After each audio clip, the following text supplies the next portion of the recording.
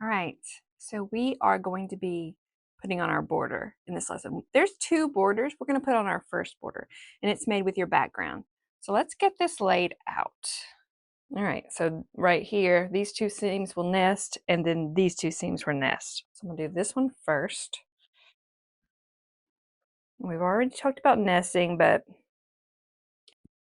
let's, that is nested. You see how there's no gap where they touch right here to right there.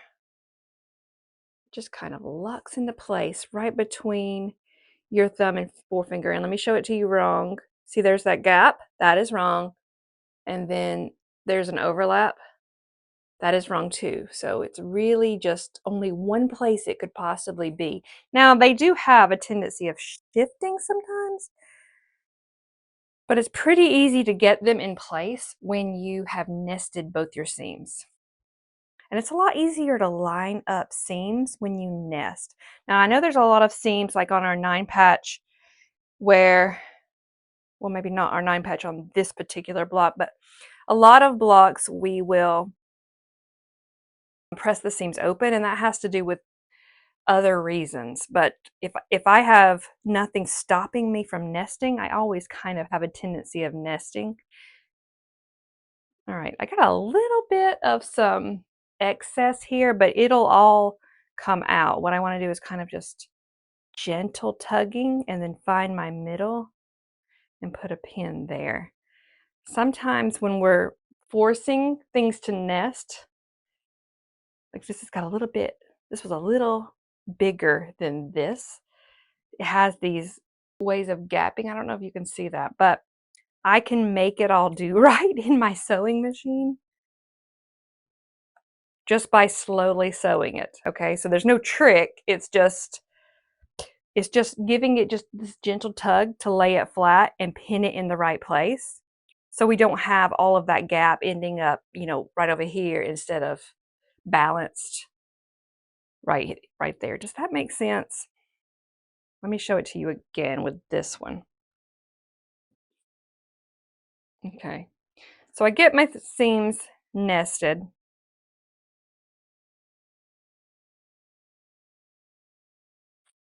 Let me do that first and pin. Here we are over here. This one is not as bad though. Sometimes if our focus is on nesting, and let's say that my block was 1/8 an inch off. I don't think it's quite 1/8, but let's say that this was 1/8 inch off. That means this isn't going to fit 100% correctly. It's going to be a little big for my block, which is very common in quilting. So don't get in your head about it. You're not awful. It happens to all of us. I mean, you just saw it happen to me. And what ends up happening is this has some gaps where you sew it, and then you're thinking, oh, it's going to be off. But really, I think it's called easing. You can pin it in place, maybe even use extra pins. And this one doesn't really need extra pins, but you can use extra pins and then slowly feed it through your machine, and it ends up working out just fine. So that happens a lot. Let me take these pins out so I can show it to you a little bit more, get you a little bit closer. All right, so I've got my seams perfectly nested, okay? And there's extra because two things could have happened. And because this one fit perfectly, it makes me think that this one was cut a little off, or more likely the case is that my star is a tiny bit shorter than the size it was supposed to be. Now I've made this not fit. These are the kind of things that cause us so many frustrations when we're making a whole quilt of all the same blocks. If you don't have that seam allowance just right, you have offs. And even when you saw me do this just right, it was still off. And that happens so much. So what I need to do is just give it not a super giant pull, just a gentle tug until this part lays flat on top of my star. This rectangle is what I'm looking at. It has waves in it because it's too big for this.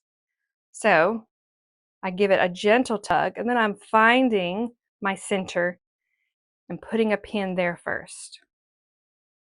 Same thing. Now I've got Now I've got waves right here because it's too big. I think I just broke my fingernail.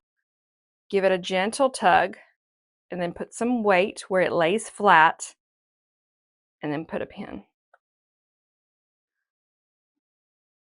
Same thing here. All right, and then when I sew it through my machine, I'm just giving the gentlest of tugs as it goes through, pulling my pins out as I go, and it will end up being okay. All right, so let me show you that. So what we're going to do now is go and sew right across here and right across here. I'm going to go do that on my own, and I'll meet you back here. All right. I think I'm upside down here. Yeah. All right. We're going to set our seams before we do anything else. Because especially in that one that didn't fit perfectly, I've got tension happening, which is fine. It's just a little tiny bit of tension. All right, we're never going to have like perfect situations. Or sometimes we do, but most of the time we don't. On my pressing spray. All right, we're going to smooth with our hand and press.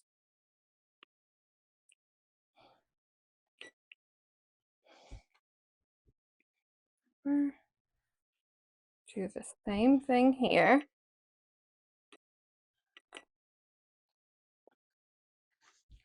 All right, I'm going to give this one a pretty good amount of spray right around this seam. Okay, and then I'm going to press.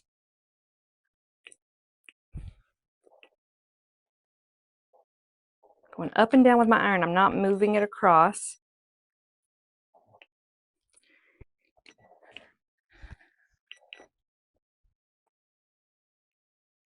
All right. That looks pretty good. All right. There we go. All right, that's it for this lesson. In the next one, we'll put on that final border. You can see what I'm talking about when I said it was just a little off. That's okay. I think I will give it a little pressing spray here so that I can try to line everything up a little bit better when I go to pin these on. And one more. Same thing there, just a little off.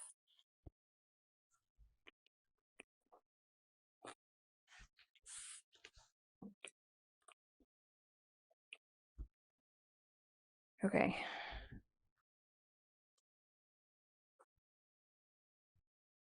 All right.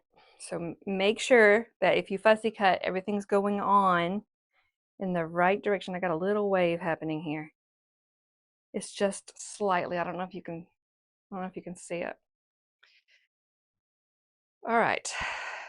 I might actually finger press this one too. So put the two ends together and give it a little pinch right down here. And that way I have an eyeball to line up right there. But I'm going to pin these first. And I don't know if you can see this. See how that was a little bit longer? I'm just going to line it up with this part of my mini quilt, and then it'll get tucked into my seam allowance and I won't worry about it. I need more pins. Okay.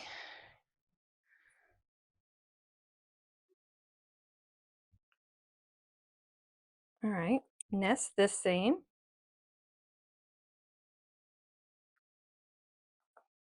All right, I'm gonna give it that gentle pushing out again. And this middle seam looks pretty good, so pinning there. Pin here. Put as many pins in here as you need. But what I wanted to tell you about that is that I'm lining up with my inner star here, with my star and this border. I'm lining up with this, not necessarily this. So sometimes that happens, but this is kind of how we just roll with these tiny little errors and make do. And I promise it's, unless it's majorly off, It's still going to be beautiful. It's still going to look accurate, okay? If there anything was majorly wrong, you would see me seam ripping, okay? So it looks like that, but this will get caught in the seam allowance and I won't worry about it. Let's put the other one on. And reminder that this, I've got it upside down now, so I need to make sure my fussy cuts are the same way. I've got the same issue with that one. So I'm again lining it up with this edge instead of using this. Now, if I was making a quilt that had all of these, I might change the way I was doing it and use these, because otherwise the whole quilt would end up being off a little bit and it would drive me crazy as I sewed my blocks together. But when we're only making a mini quilt and we're running into that, everything's going to get hidden in the seam allowance and I'm not sewing anything onto this block. So it almost doesn't matter what size it comes out at this point. So I think this was supposed to be 9.5 inches. I could be wrong, so look at your pattern. But it must have been like something in that vicinity for everything to not fit correctly, and which was probably a seam allowance error, or could have been a cutting error. If you are having errors like that, I'm nesting these two seams right here. If you have errors like that, check your seam allowance first, because that's most likely the culprit here. And if you're not finding the error in your seam allowance, check your pieces and what size you cut them at. And if you know that you've been cutting a little off, you can correct yourself. The whole point of it is finding the little part you're doing just a little off. And if you can correct it going forward, it won't happen to you again, because all of this was just I mean, this wasn't bad. But if this happened to me on a quilt, I'd be getting irked right now. All right, I did not remember to finger press this because I was talking and rambling around so much. So I'm just giving it a gentle tug, and then I'm going to find my center and pin there. And I just want to make sure that I'm easing the fabric along this edge, because it has a tendency of shrinking up just a little bit right when I let it go. So just trying to make sure I sew as best as possible.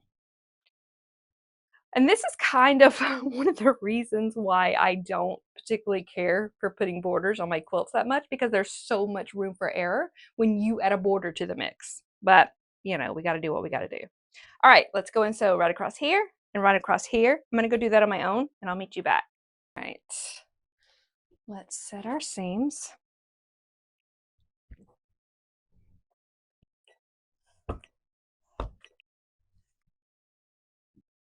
Okay, and we're pressing toward our C rectangle or our borders. Ooh, and we smooth with our hand and press. Do this side. Smooth. Press.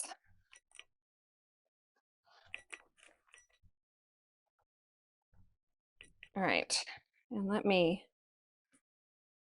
give it some pressing spray.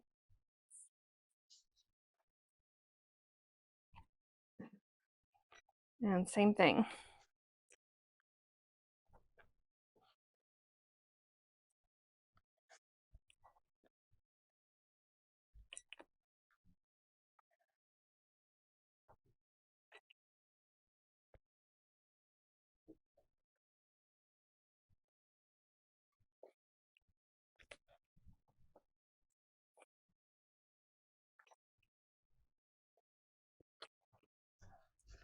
Okay. Now, if I was to really inspect this thing, what I see is that all of my points are very precise. Like maybe just a little off right here, tiny increment off, but for the most part, everything is popping right on point, looking great. And what you don't see is that almost every one of these outside borders was too big to go on here. So they were all just like less than a quarter inch off, or less than a quarter inch too big, and all of it is hidden in my seam allowance. So if you see a quilt and somebody has just done this beautiful job of lining everything up. It doesn't mean that the quilting of it was perfect. It just means that they hit the mistakes in their seam allowance. And it's something that we all do and is perfectly acceptable. And my mini quilt is done and I love the way it looks. Back to what I was saying, just so if you're here with me a lot, if I was to sew a bunch of these and they were all off the same amount, it wouldn't matter. But if I was to sew this, a bunch of these, and then sew it all to a border, like a border on the outside of the quilt of blocks that all look like this, I may have some issues doing of my quilt coming out the exact right size because of that. Even teeny tiny errors, if they're happening constantly, add up and it'll make your borders not fit well. Luckily, this is just one block mini quilt, so it didn't matter if my borders fit perfectly or not because it stops right here, right? All right, so that is the end of this chapter, and on the next chapter, we're going to be quilting this thing. We'll start out with making a plan for our quilting before we jump right into it. But what I want you to go ahead and do is baste your mini quilt, and I will meet you in the next chapter, and we'll quilt it.